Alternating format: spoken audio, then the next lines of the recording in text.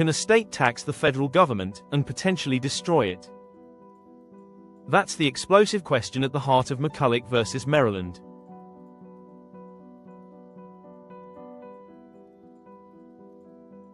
This case defines the balance of power between the federal government and the states.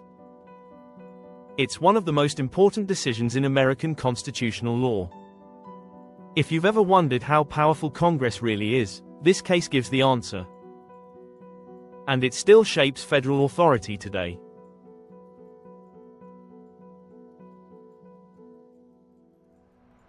Let's meet the players. On one side, James McCulloch, a bank officer working for a federal bank. On the other side, the state of Maryland. And Maryland was not happy about a national bank operating inside its borders. The conflict started with money, power, and control.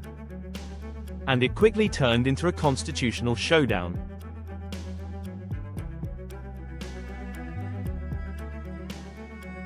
After the War of 1812, the US economy was struggling.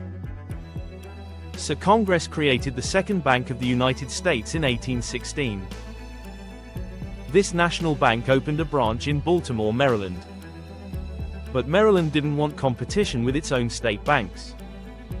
So Maryland passed a law taxing any bank not chartered by the state. That tax targeted the federal bank directly. McCulloch refused to pay the tax. Maryland sued him, and won in state court.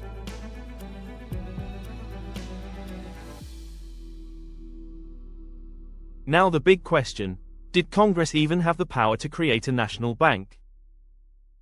And if it did, could a state tax that bank?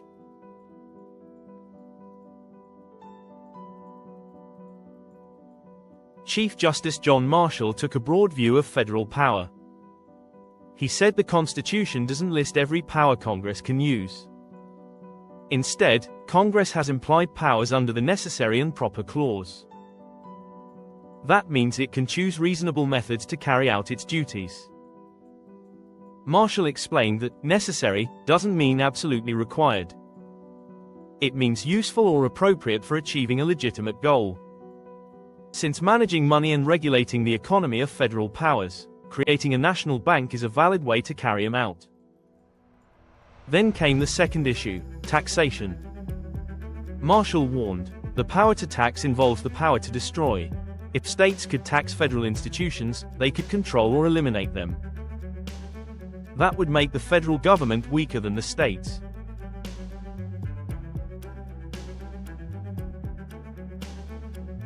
So the court ruled, yes, Congress can create a national bank. And no, states cannot tax it.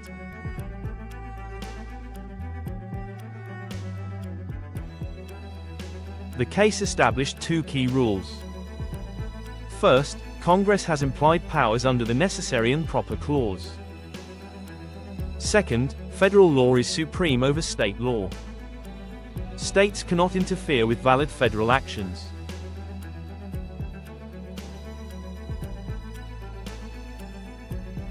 This decision expanded federal power in a big way. It gave Congress flexibility to govern a growing nation. Even today, debates about federal authority trace back to this case. From healthcare to education, its influence is everywhere.